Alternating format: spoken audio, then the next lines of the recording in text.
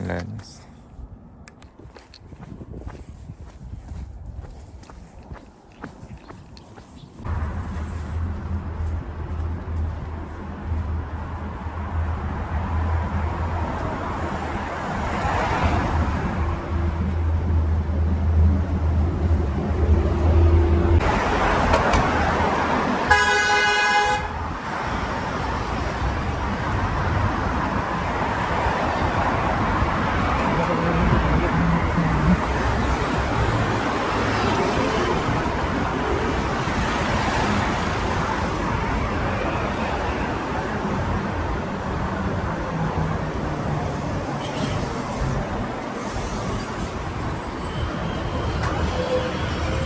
म चाहिँ यहाँबाट मोमो लिन लागेको छु स्याउ मान्दु साथीहरू मैले चाहिँ यहाँनिरबाट स्याउ मान्दु लिन लागेको छु नेपाली 650 को बन्दैछ यहाँ यस्तो हुन्छ हेर्नुहोस् है प्राइस चाहिँ यसरी दिएको हुन्छ यहाँ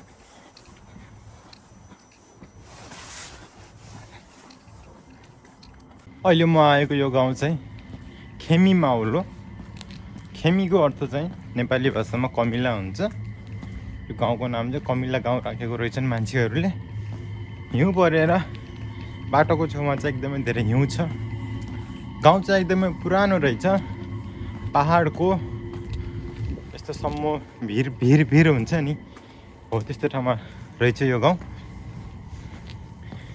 एकपटक हेर्नुहोस् हैन यो घरहरू पनि पुरै यसरी बनेको छ पुरै खोल्सामा त्यसपछि ल हेर्नुहोस् गाडी यहाँ पुरै बरफ जमेर म चाहिँ यसको माथि जाँदैछु यसको टुप्पामा पहाडको टुप्पासम्म यो गाउँ रहेछ हेरौँ कस्तो रहेछ माथि गए हेरौँ जाडो दिनमा पहाड चढेको जस्तै भएको छ एकदम उकालो रहेछ उकालो चढ्नु पर्ने रहेछ सिधै ल हेर्नुहोस् यहाँनिर यसरी हिउँ परेर बारीभरि कोरियामा चाहिँ अब खेती गर्दैनन् जाडो दिनमा खेमी माउल लेखेको रहेछ यहाँ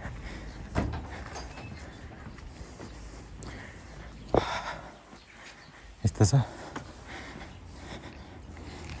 गाउँहरू आखिर जता गए पनि उस्तै हो नेपालमा पनि अब हामी गाउँतिर गयौँ भने त्यस्तै हो नि यता तर यहाँ चाहिँ एकदमै पहाडको यस्तो जुन हुन्छ नि तेस्रो भागहरू त्यस्तोमा बनेको हुन्छ यतातिर गाउँहरू धेरै जसो यो पनि हेर्नुहोस् होइन ठाडै उकालोमा छ पुरा बसले तानेकै छैन बसमा तान्न नै गाह्रो भइसकेको छ त्यस्तो ठाउँमा छ ओहो गाडी गर्न आयो हेर्नुहोस् त्यहाँनिर ठाडै उकालो छ यहाँ खोला बग्ने हेर्नुहोस् त ठाउँमा यस्तो भएको छ पानी जमेर पुरै घरभित्रको फोहोर पानी जम्ने रहेछ यहाँ साथीहरू को जानुभयो यस्तो ठाउँमा कमेन्ट गर्नु होला कोरियम हुने साथीहरू पनि यसो बिदाको दिन यस्तो ठाउँमा जानुभयो भने चाहिँ राम्रो हुन्छ माइन्ड फ्रेस यहाँनिर बिरालो पनि रहेछ म्याउ म्याउ म्याउ म्याउ मैले चाहिँ यो बिरालोलाई यहाँनिर बिस्कुट हालिदिएको थिएँ यसले चाहिँ खाएन छ हेर्नुहोस् है पछि खान पनि सक्छ बस आयो आओ म्याउ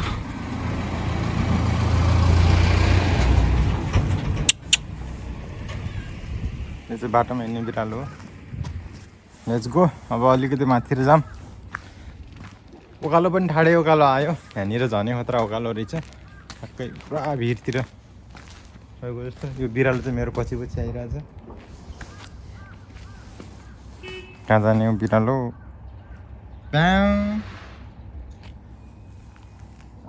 उकालो पनि यस्तो छ हेर्नुहोस् होइन। अर्को पनि आएछ ऊ तल रहेछ अर्को। जाम अझै अगाडि जाम। अब यहाँदेखि धेरै माथि त छैन जस्तो छ, तर गाउँहरू चाहिँ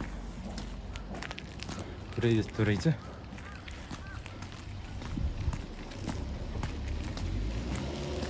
यो ठाउँ चाहिँ 70-80 वर्ष त नभनौँ, 50 वर्ष 60 वर्ष पहिले बनेको घरहरू छ यहाँ पुरै। हेर्नुहोस् होइन, पुरै ब्लक हुन्छ नि, सिमेन्टको ब्लक बनाएको हुन्छ हो, त्यस्तो खालको घर बनाउँदो रहेछ यहाँ पनि पहिला पहिला। यहाँ थियो हेर्नुहोस् त, त्यो भिरमा त्यस्तो घर बनाउँछ ब्लकले पुरै। नेपालमा पनि ब्लककै घर बनाउँथ्यो केही वर्ष पहिले होइन। कोरियामा चाहिँ एकदमै पहिला पुरै ब्लककै घर बनाउँदो रहेछ धेरै जसो। त्यसपछि माटोको बान्ना अझै पहिले, त्यसपछि चाहिँ सिमेन्टको बान्ना बनाउँदो रहेछ, माटोको ढुङ्गा नेपालको जस्तै। त्यसपछि अहिले आएर चाहिँ बल्ल 20 वर्ष 30 वर्ष अगाडिबाट बल्ल अपार्टमेन्ट बनाउन सुरु गरेको रहेछ यहाँ। यहाँ चाहिँ एउटा राम्रो कुरो के भन्नुहुन्छ भने, यसरी फोहोर चाहिँ जताभावी फाल्न पाइन्न र अनि यहाँ सिसी क्यामेरा यसरी राखिदिएको हुन्छ।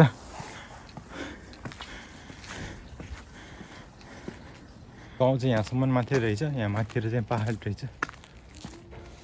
हजुरआमाले यहाँभित्र गीत गाएर बस्नु भएको छ। ल हेर्नुहोस् टोइलेटमा। खेमी माहौल यति नै रहेछ। अलिकति माथि हिँडेर पहाडको टुप्पासम्म पनि गइहेरौँ कस्तो रहेछ ठाउँहरू। बस लाग्दो रहेछ यहाँसम्म नै। ल हेर्नुहोस् यहाँ आउने बसको डिटेल यस्तो छ। होङदेवको बाटा म चाहिँ बस चेन्ज गरेर आएको। रेल पनि लाग्छ यहाँ नजिकै, रेलबाट पनि आउन सक्नुहुन्छ। र अब चाहिँ यहाँबाट अलिकति अगाडि जाऊँ। यहाँनिर त बाटोभरि पुरै हिउँ रहेछ। म जङ्गलतिर लागिसक्यो अहिले हेर्नुहोस् पुरै। यहाँ हिउँ कति पनि पग्लेको रहेनछ हेर्नुहोस्। त्यो भर्याङमा पनि यसरी हिउँमा टेक्दै माथितिर जानुपर्छ। अब यहाँबाट अलिकति यहाँ माथि चाहिँ बस्ने ठाउँ बनाइदिएको रहेछ र बस्ने ठाउँनिर जानु पऱ्यो। त्यहाँ गएर एकछिन आराम गरेर त्यसपछि फेरि तलतिर लाग्नुपर्छ। गाउँ चाहिँ अलि ठुलै होला भन्ने सोचेको थिएँ मैले, रहेनछ यसरी।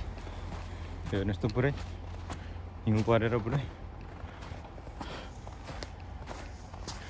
यो पहाडको टुप्पामा चाहिँ जान मिल्ने बाटो बनाइदिएको रहेछ। खासै धेरै त गाह्रो रहेछ हिउँमा। हिउँमा हिँड्न अलिकति गाह्रो नै बनायो हिउँ धेरै भएको हुनाले। तर पनि म जानेछु माथि टुप्पासम्म।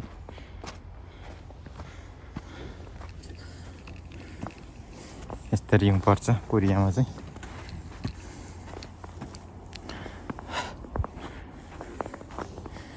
भर्याङमा पनि यस्तो छ हालत। ओहो कमिला गाउँ घुम्न आएको।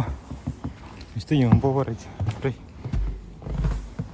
को मान्छेहरू चाहिँ आएको रहेछ। अझै एक दुईवटा पाइला छ अझै।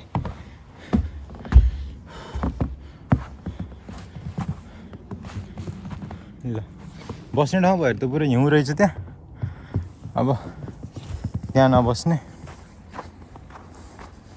हो, यहाँ बस्नु पऱ्यो। बस चाहिँ एकदमै धेरै लाग्दो रहेछ यहाँ। Let's go.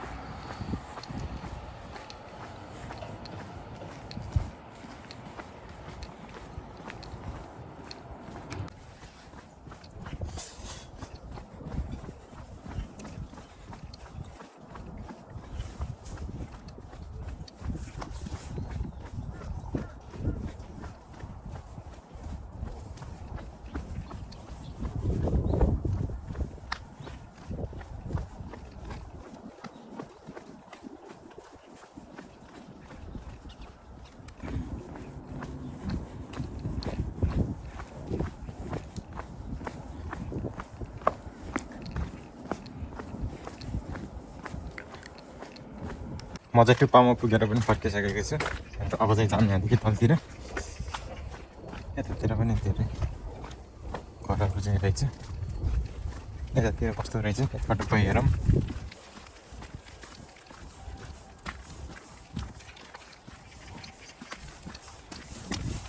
घरहरू हेर्नुहोस् पुरानो जमानाको घरहरू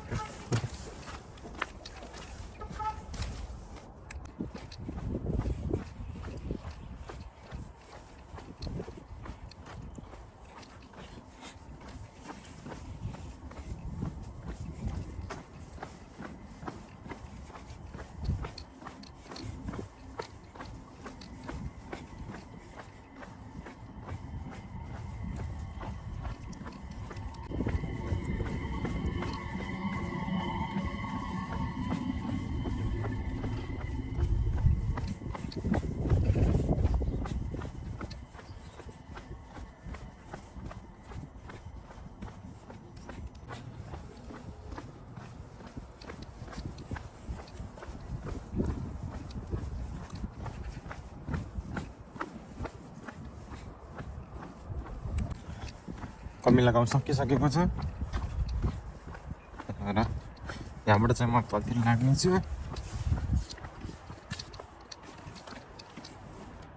यहाँबाट तलतिर आएको साथीहरू म चाहिँ गाउँको माथि पुगेर सबै गाउँ घुमेर पनि आइसकेँ र अब यहाँबाट चाहिँ म कतातिर जानेछु र आजको भिडियो चाहिँ यहाँसम्म मात्र यो बस चाहिँ एकदमै धेरै लाग्दो रहेछ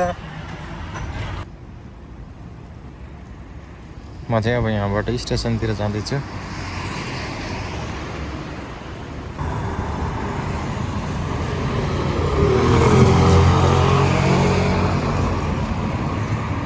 म चाहिँ अब स्टेसनको नजिक आइपुगेको छु यस्तो छ हुङ्जेदोङ मान्छेहरू हेर्नुहोस् कति भिडभाड छ यस्तो ठाउँतिर यहाँनिर माग पनि रहेछ साथीहरू म चाहिँ अब घर जानको लागि होङ्जे एकमा आइपुगेको छु र यहाँबाट चाहिँ म घर जानेछु भेट्नेछौँ हामी फेरि पनि अर्को भिडियोमा र आजको भिडियो चाहिँ यहाँसम्म मात्रै हेर्नुहोस् ठाउँ यस्तो छ भिडियोहरू साथ दिनुभएकोमा सम्पूर्ण साथीहरूलाई धन्यवाद।